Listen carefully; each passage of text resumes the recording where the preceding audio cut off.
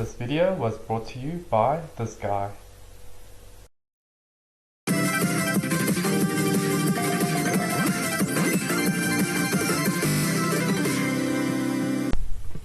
Hi there, it's Kevin from Project Capital, teaching you guys shortcuts and the basics of Excel. I'm here to offer free value, so you don't have to pay an arm and a leg for courses and stuff. So before we begin, please like and subscribe below and comment on what you felt of the video so I can improve the quality. So in today's daily workshop, I'm going to be taking you through VBA macros, but the programming part of it. So in my previous video I did the programming through the record button, but it doesn't really help if you're doing some advanced programming, so a little bit of computer science. You don't need a computer science degree, you just need to know how to understand how to write a code and what it's meant for. So I'm not going to go through all the theory behind it, just jump straight into it. So in order to start a macro, there's two ways. There's Alt and F11 on the keyboard, or you can say view macros. So let's do the first method, Alt F11. So you see the Alt 11 F11 brings up this visual Microsoft VBA window, as you can see, with the worksheets. Now on the left you've got all your projects in the sheets, so all your coding. These are all your worksheet properties, and then you've got little icons here just to run the user form or the script. You can reset it, so on and so forth, and then there's a little icon here to get back to the Excel worksheet. So if you click here, it goes back here. So that's number one. Number two, option 2, say view macros. You give your macro a name, let's just say beginner. No spaces or anything, so it has to be one word. So you can't go beginner start. It won't create it. It has to be one single street. See, start, create.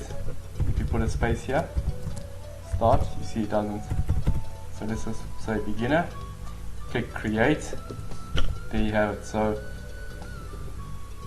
let's close that. So you see here it says sub beginner. So this is a sub procedure and an end procedure. So it's basically the start of a code and the end of the code. So you need these two before you can run anything. So if you run, there's nothing that's going to happen.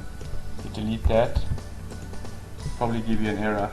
So it needs to get a name of the macro. So let's close that, and then let's do Alt F11 again.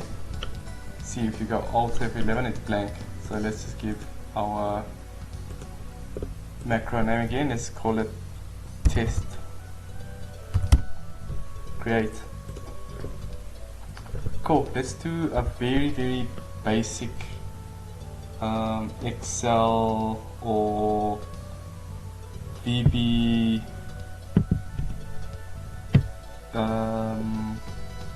working. So basically, let's try to insert. I'm just trying to think. Yeah, let's see if we can put maybe a word in column C3 and 4. So how would you do that? So remember, when you write your code, you need to write down all the steps that you're going to do step by step, whether you're selecting a sheet, which cell you're going to put it in, what's the so it's basically writing instructions to the program, telling it exactly step by step what to do, or else, hence that's the purpose of coding, is to, if you miss a step, the computer will only read it line by line on what it needs to do. So I'm going to say, in human language terms, in sheet 1, in column C or range C3, I want to enter a value of test, for example. So let's try that. So let's just put there range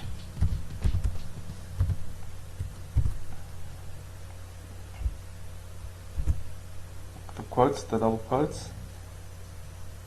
So, oh my bad, let's just say active sheets. Oh, so we need to select our sheet first, sheets. Okay, so let's start our formula. So we're gonna go sheet 1, or sheets, sheet 1 dot select. So basically that means you're going to select, what's the first thing you're going to do? You're going to click on sheet 1, you're going to click on cell C3, so you're telling it, okay, which cell you want to type in, so range C3 close brackets dot select. So you're selecting C3, make sure you put that double quote there as a range, and then what you want to do, you want to put formula there, so the active dot or active cell dot formula equals, and this is put there, Kevin. Right, and then you always need the end or else this code will run. So when you run and execute this, so what you do is you go to the top of the macro, the sub user form, you see there's a little green play button, so that'll run the script, it'll run it line by line. So this will be the first, it'll run this thing. It says, okay, there's a beginning of a sub procedure, blank. It's going to run this code first, so select sheet 1, go to range C3, and then active formula is equal to Kevin. So let's just see, play it. Boom, there you go.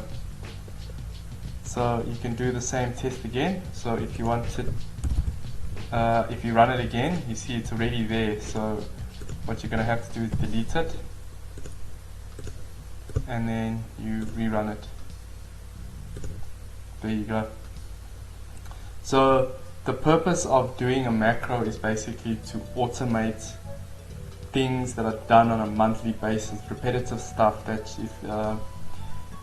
that takes hours. This will reduce the processing time, so you can even create macros to send emails out to specific user lists without you having to do anything. You just click a button and it's done. So this is the basic of VBA. I'll take you through a part 2 in a future video.